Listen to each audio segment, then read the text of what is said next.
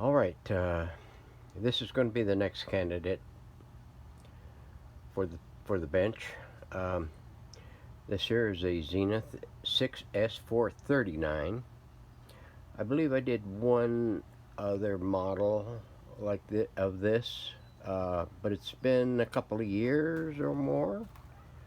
Um, we're going to do another one. It appears to have one, two. It's going to need a volume knob. All the push buttons are good. That what do you call it? The station label insert is in good shape. It's housing the or it's hiding the.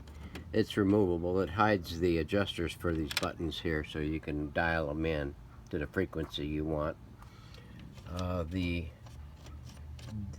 These here are going to be history. They'll be completely replaced. I have the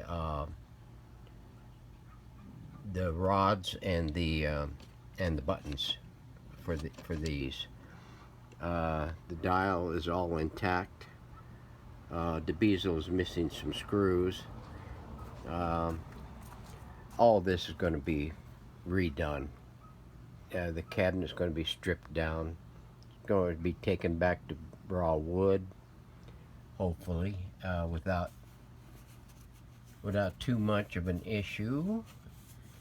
If not, I have a stock of veneer that I can utilize for it.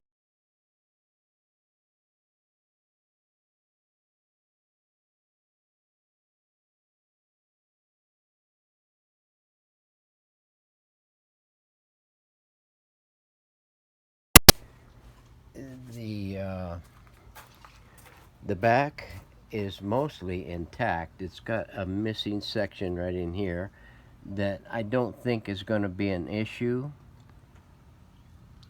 To some it might, but I think it'll be okay. The, uh, the the wave magnet or the antenna switch operates. The labeling's still good condition. The local distance switch is still operative. The external antenna connection terminal board is there. The wave magnet sticker is all there. So I'm thinking that I might just dress these up here that have an issue, so that it can be screwed back on. The wave magnet looks like it's in good condition. I'll have to take and expose more of it in order just to see what it really looks like. It looks like the loops.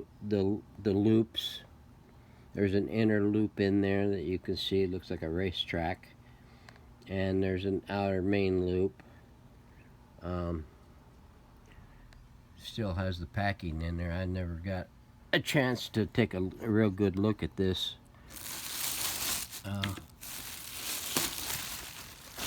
But it looks like it has all the tubes that were that were supposed to be with this radio when I bought it. Odd that it has a goat on one of the tubes. I don't remember if the original one had one of those. Looking at this thing here, I'm guessing that's probably what it is original to this radio. I haven't seen one on. It's got the other kind of shielding for the other tube. Hopefully everything will be all right, intact. The speaker looks okay from this side anyway. The chassis doesn't have much rust buildup, so that's probably not going to be too much of a concern. It will get a refinishing though, nonetheless.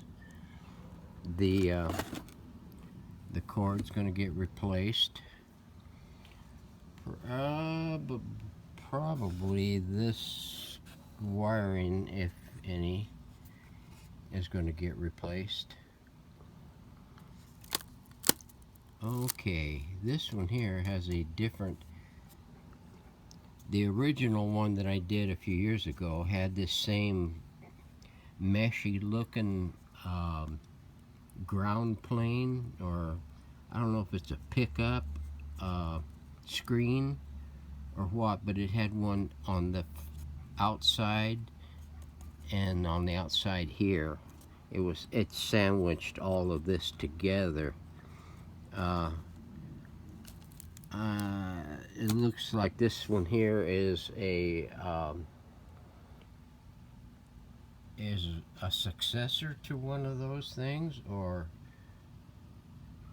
what? I don't know. I'll have to investigate that, because this one here is I've only seen this kind on some Philcos and some GEs, and they're a pain in the butt, really, because when the cardboard starts breaking up like this, it's pretty hard to kind of keep this stuff intact in shape. Let's see, the underside, it has its okay labels, and it's a model and patent label on the bottom. All the original chassis screws are there. That's odd. That might be a good sign that nobody has been in there to destroy anything. So this is going to be the next one up on the bench. Let me get this thing opened up and gutted, and we'll take a look. Stand by. All right, we got her out of the cabinet. Everything looks to be okay. I see somebody has already removed the toxic material out of the cabinet. There was a layer of a sheet of asbestos in the top there that they put in to thwart the heat off the top, I guess because they had some issues with the buildup of heat and changing the color of the stain on the top. Here's the chassis. It has been touched, but not a great deal. I see they did a search and destroy on a few caps. The rest they left untouched, so that is a benefit. The original is still in there. I don't know if this is one to replace one of the others, or I can't remember if this has 2 or 3 E-caps in it, but it doesn't look like it's been touched very much.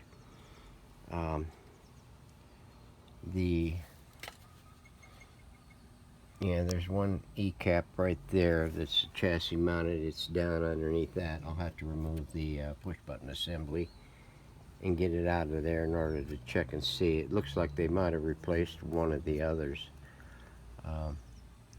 and left the main one untouched. The